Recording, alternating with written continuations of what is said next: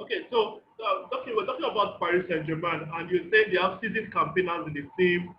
Now, but two players will be back, Yes, Verratti and of course Angel Di Maria. These are players who missed the tie against Atalanta. How important yes. is it for Tuchel to have these sort of players at his disposal at this very stage of the competition? Because truth be told, they did lack that bit of creativity and guile in the midfield against Atalanta. So they bit flat there. So Yes. they miss their presence. How important is it for Tuchel to have this fantastic midfielders back? I believe both of them actually represent the core of this PSG team, and it provides him with more option in the sense that he's having two additional exceptional players, and that will give him more options on the bench in case they need people to impact the game from the bench. So I believe it's actually another advantage of the PSG side to have the two of them back. They are more like majority of the guys in the team that will give them the option to be able to do one or two things against Leipzig. Di Maria will offer a lot of options attacking wise, while Verratti will try to ensure PSG retains more of the ball because that will be key on Tuesday. The side that retains the ball for majority might actually end up creating chances, and at the end of the day, it will not boil down to whether they are able to convert the chances created or not. So their return is not cannot be overemphasized. They are crucial to whatever PSG has to do on Tuesday, and maybe they progress on Sunday too. Now talking about crucial now, of course, talk about the strength of PSG's attack, Kylian Mbappe, Neymar, Icardi. But there's one man in Leipzig who will be tasked with keeping this man quiet and who had a very, very impressive outing against Atletico. Is Dayot Upamecano. 21-year-old, he looks the complete defender. And is it surprise? Is it a surprise for you the performances he has shown? This, of course, we've known him a while, but it looks like he's taking his game to a whole new level. He kept Diego Costa completely quiet. How impressed have you been with Upamecano? Yeah, I was really impressed against Atletico. He didn't put in one wrong footing. He was prepared all through the game, and I think at the end of the day, was even awarded the man of the match award because Yes, of the way he played. He didn't give the Costa any breathing space and was completely exceptional. So I believe he's fast. He has the energy because some of the tackles were really strong against Atletico. So I believe what he did to Costa, he will have the full confidence to say, I can do the same to Cardi. Let's not forget, Cardi was really nowhere to be found against Atalanta. But on his days, he can always come up with the goods. So Upamecano will be able to have confidence in his performance against Atletico Madrid, and I have full confidence I will be able to deliver another defensive masterclass come Tuesday. is he the key player for you in this game against Paris Saint-Germain? Because we probably expect Paris Saint-Germain to, because of the pace they carry from the attacking front. Is he the key man for Leipzig? Or who is the It key will man be for an Leipzig? important member. But I still think Sabitzer will be essential. If Sabitzer comes to the party, then that will be essential because I think we need to score too. But I believe on the defensive front, he will be the one to lead the line. He will be the one to try and stop Icardi or when Mbappe gets into the center forward role or Neymar. He will be also essential. But with that, you have to actually credit the entire Leipzig team because they play as a unit, they play as a core. They move together, they defend together, and they run tirelessly. But to an extent, I believe he will be an essential. If he can come to the party, then to an extent, he'll be able to limit the chances that PSG will be able to convert. So if there's one side in this Leipzig that you think Paris Saint-Germain can possibly hurt, where is the weak link? I have a few myself, but I would like to know yours because I mean I saw the Atletico game and I felt someone came on, someone I like think the right back position, the right the back. right back position, is that when this Felix came on, he was Yeah, able to exploit it a bit. yeah. And I was so surprised that when, after the equalizer, I don't know what happened to Atletico, they stopped sending balls to To that Joao Felix. angle of the pitch. Yes. Yes. So which made him to drift to the right at a particular point in the game. He had to turn to the right, but he was not seeing more of the ball. What I expected Atletico to do was to keep pumping the ball to that left hand side, let him keep attacking the right back. So if PSG wants a perfect game plan, they should keep attacking the left side of the attack so that the ball can come in. So if Neymar or Mbappe can be gifting it from that side, I think it will give Leipzig a lot of issues. That was the only takeaway from that Atletico game. That side was there was enough space for Atletico to penetrate to and create balls and send balls into the 18-yard box. So that is where I think PSG will try to exploit. If they really want to do well in that game, they should exploit the right side of Leipzig's defense. You're absolutely spot on because I also noticed when Joao Felix came on, he was able to run at the Leipzig defender, especially the right back. And we saw eventually they won the penalty. It was just a surprise that Atletico didn't take over the game and didn't generate enough momentum from that because at that moment he thought it was Atletico's game to do. So that's something Paris Saint-Germain probably will keep an eye on, and they've got one of the best left white players in the world in Neymar, who looks really settled and who looks really hungry for the Champions League. On the other side now, Leipzig also feel they can hurt Paris Saint-Germain. They've mentioned Batista as very key. They've got Forsberg, they decided to use him. Posting started against Atletico Madrid. And they've got weapons. They've got Chike if he eventually comes on or he gets to start. So why do you think Leipzig, on the other hand, can hurt? Because we talked about Nagelsmann. He's tactical. He's very brilliant tactically. He could come up with something quite unexpected. So why do you think Leipzig possibly hurt Paris Saint-Germain on the other hand?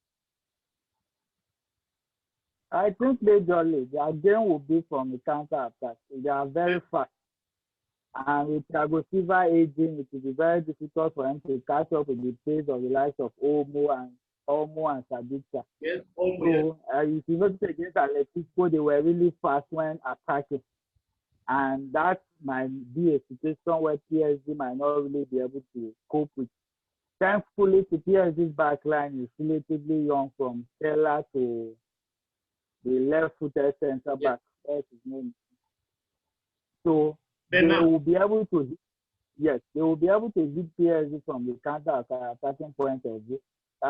Generally, I actually look forward to a very interesting game because the attacking aspect to be superb. It will just be a matter of who will be able to convert more. But let us be honest, the way the attack will be played, that they will be very fascinating. So you think both defenses look susceptible to you, and both if enough pressure was put on them, could easily crumble. Yes. If you're going to pick, now let's talk about the managers now, the men on the dugout, the men who will start with delivering the speech, the tactics.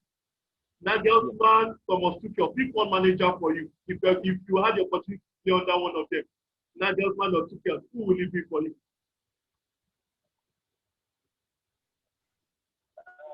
I think I'll be Nagelsmann.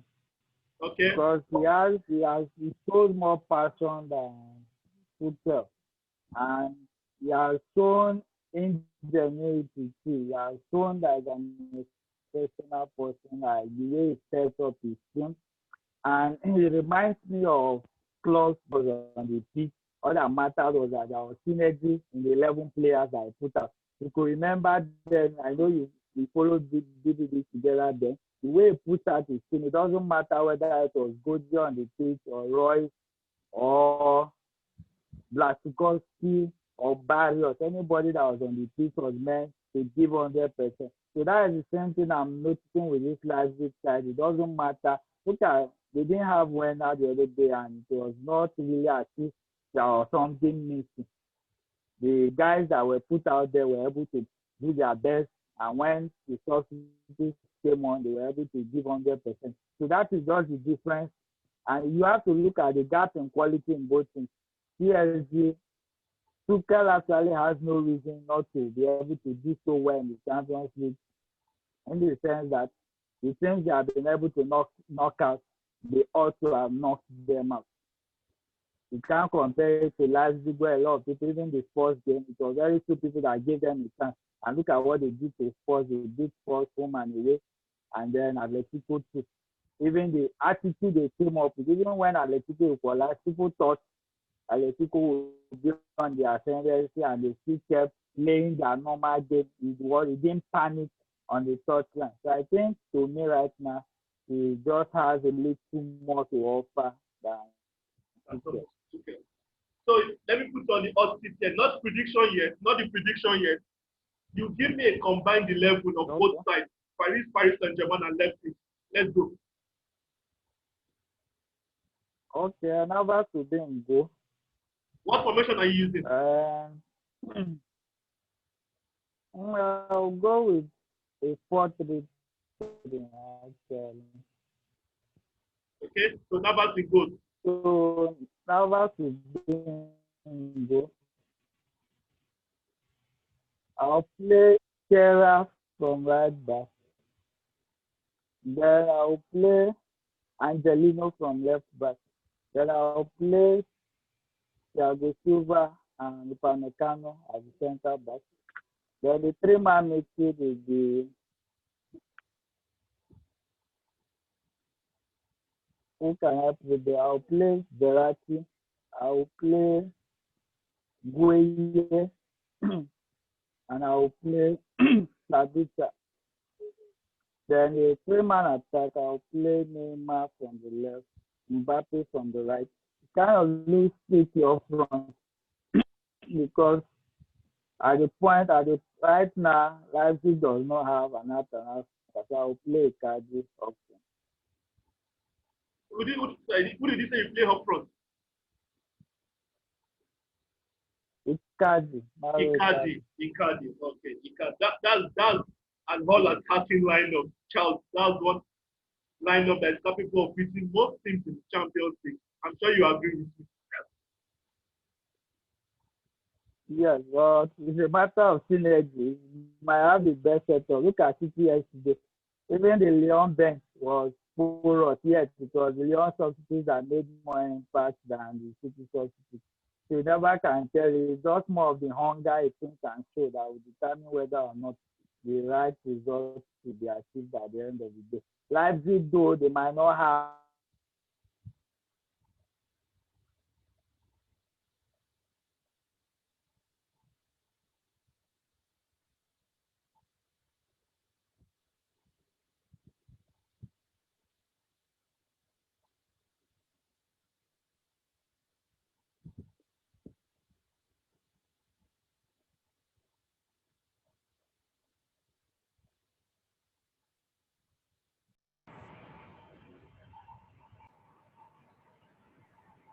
things on network. Yeah, what did you say? Hello? Yeah, we lost internet Well, connection. things on network. Yeah. Okay. So now let's quickly talk about one thing that has been ringing social media, has been in the social media for the last 24 hours. Two German clubs in the semi-finals, two French clubs in the semi-final, in leagues that you supposedly call the Farmers League. Yes. Now, does that make more of leagues like the we don't have to retain it itself. Does that make more of leagues like the Premier League? That is one thing. Yeah? A team wins it with 18 points and still gets knocked out in the round of 16. A team, of course, gets knocked out by a team that finishes 7th in League One. It's a matter of the way football works at times that there are years when exactly like Lyon finished 7th. Let's not forget that. And they are in the semi-finals of the Champions League. They are not even competing in Europe next season unless they win the Champions League this year. So, but let's not get carried away with the fact that because of that, they now rank higher than other leagues. It has not happened in a long while. Meanwhile, teams from the other leagues, the English Premier League, let's not forget England played both the final of the Champions League and the Europa League last season. So it doesn't really take much, but I just feel they underrate most of these leagues beyond the way it should. Though it might not be that competitive, but let's not forget that some things over there, they have the players to be able to do what some of these other teams in the top leagues can do. And the first time in state as 2007, La Liga does not have a representative, but they have dominated the Champions League for as long as we can remember. They have won it more than any other league. This year is just so different that none of them were able to get so far. And I believe it's a thing of destiny. Let's not forget in the round of 16, two German teams knocked out two English teams. In the semi-final, two German teams knocked out two Spanish teams. So maybe it's just a matter of destiny that this year we might have another German final like we did in 2013. Or alternatively, by have an all French final for the first time. The very So you first. never can tell. I don't think we've had a French team in the final since I was 2004, discussing with right? someone, yes, and I said I even prefer this one leg approach. Yes, Monaco was the last French in 2004. So now, from your preview, it looks like is this going to be an attack? It's going to be a game between two sides that love to attack. So are you looking forward to a game that will have lots of goals, or do you think this Yes. will be another KG game? And what's your scoreline prediction? I think it will be a matter of approach. Both managers might try to approach it from different angles. People might expect them to attack, but the semi-final game, so both teams will be cautious. But I still think there will be both in this game. Both teams are more likely to score because of the way they are set up, because of the way they play. They might not try to change their setup for the semi-final. PSG will love to attack. Leipzig will also love to attack. So I think we will see a lot of goals, a minimum of 3 goals. So who is winning the game? Who is advancing to the Champions League final? First time for PSG, first time for Leipzig. It's all to play for. Who is advancing? Charles.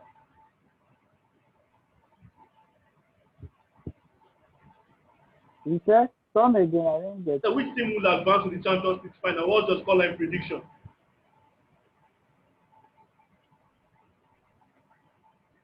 It's actually a tricky one, but I will go with Leipzig. I will go Leipzig. 2-1 Leipzig. 2-1 to Leipzig. That's a bold call, Charles. 2-1 to 2-1, yes. Leipzig in uncharted territory. First time ever in the Champions League semi-finals. Of course, against a team in the first time in 25 years. And you're going with the supposed underdog. Well, we've seen, if one thing we've learned in this Champions League, there's really no underdog. Thank you so much, Charles. It's been a great pleasure having you here. And if you're listening, you want to drop in your comments. Charles is going with Leipzig. He fancies Nagelsmann's team to make it to the Champions League final. Do you agree with him? If yes, drop your comments in the comment section. And if no, we'd love to hear from you. And if you are listening for the first time, don't forget to click on that subscribe button. Charles, it's been great having you on this previous show. Hopefully, we get to see you for the Bayern Munich Lyon semi-final preview. Thank you very much and have a great evening. Thank you.